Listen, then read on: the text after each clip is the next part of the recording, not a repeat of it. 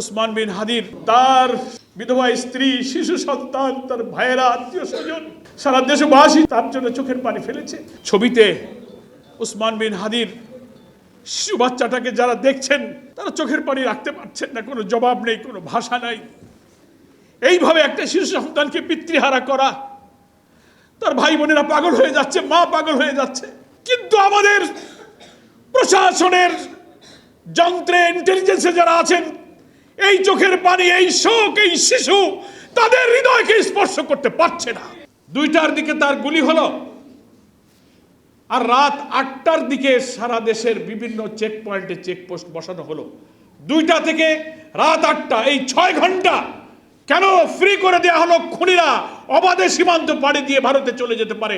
এই সুযোগ করে দেওয়ার পেছনে কি গোয়েন্দাদের মধ্যে লুকিয়ে থাকা ফ্যাসিস্টদের কোনো সহযোগী ছিল কিনা? এই প্রশ্ন জাতির মধ্যে আছে। এই জাতীয় প্রশ্নের জবাব কে দেবে? এই প্রশ্নের জবাব কে দেবে? 6 ঘন্টা কেন বিলম্ব করা হলো? ওসমানকে কে না চিনত? তার শাহাদাতের আগে তার ভিডিও, অডিও বক্তব্যে তাকে গুলি করা হতে পারে, আমি মারা যেতে পারি, আমার বাচ্চাটাকে দেখে রেখো, এই আবেগময় বক্তব্য কে না শুনেছে? তো এমন একটা ছেলের গুলি হওয়ার পরে 6টা ঘন্টায় দেশের গোয়েন্দারা কি করেছিলেন?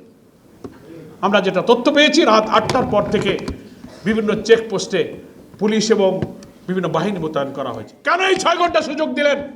তাহলে তো জাতির একথা বিশ্বাস করার সুযোগ আছে যে গোয়েন্দাদের অভ্যন্তরে লুকিয়ে থাকা আধিপত্যবাদের দালালরা চেয়েছিল এই খুনিরা নিরাপদে পালিয়ে যাক।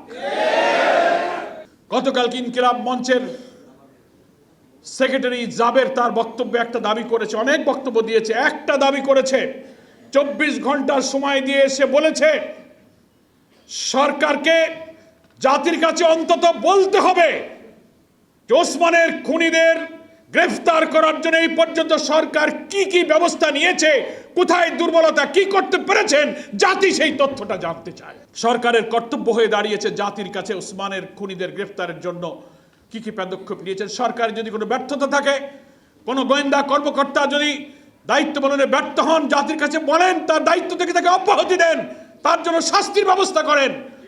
ওসমানের মতো অকুতভয়, মৃত্যু ভয়হীন, মৃত্যুঞ্জয়ী বীরেরা বিদায় নিয়ে যাবে, আর আমাদের হাজার হাজার কোটি টাকার খাজনা ট্যাক্সের পয়সায় বেতন খেয়ে গাড়ি বাড়ি নিয়ে চাকরি করবেন, এটা জনগণ কখনো মেনে নিতে পারে না। জাতির কাছে এই সত্য প্রকাশ করতে হবে।